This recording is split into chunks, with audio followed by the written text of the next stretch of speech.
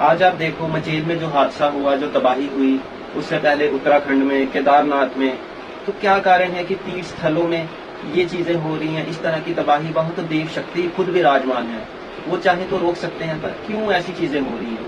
अगर हम इसके मूल को समझें, इसकी जड़ तक जाएं, तो हम एक चीज पाएंगे कि माता या आप देव शक्तियां ये इतनी दूर इन पहाड़ों पर जाकर क्यों बसी? उसके पीछे कोई ना कोई उद्देश्य तो होगा। उन दुर्गम रास्तों से होकर उस पहाड़ में जाकर बसना माँ के लिए, चाहे तो माँ तो बचेल वाली माँ तो गुलाबगढ़ में नीचे भी बस सकती थी, बट वो पहाड़ पर क्यों? तो अगर हम इसको समझे ना, तो हम एक चीज पाएंगे कि दुर्गम रास्ते ही चुने गए। क्यों चुने गए? क्योंकि हमारा शरीर जब उन दुर्गम रास्तों से हम चलते हैं तो हमारा शरीर थकना शुरू हो।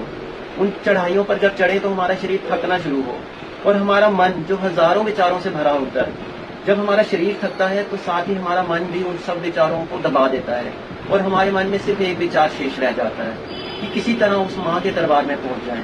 तो हमारी मन और हमारी आत्मा एकाग्र होकर सिर्फ माँ से यही मांगते हैं कि माँ मुझे इतनी शक्ति दो कि मैं आपके दरबार तक पहुंच सकूं और आपके दर्शन कर सकूं।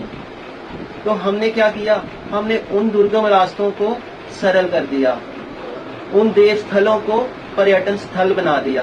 प्रकृति जो स्वयं माता का रूप है, उस प्रकृति के साथ खिलवाड़ किया, पेड़ काटे, रास्ते बनाए, पहाड़ काटे। तो इन सब चीजों से अगर हमें उभरना है, इन तबाही को रोकना है, तो हमें इन देव स्थानों से छेड़छाड़ को बंद करना पड़ेगा। क्योंकि जब तक हम इन दुर्गम रास्तों को अगर हम सरल बनाते गए तो हमारी जिंदगी तबाही से भर जाएगी। अंत में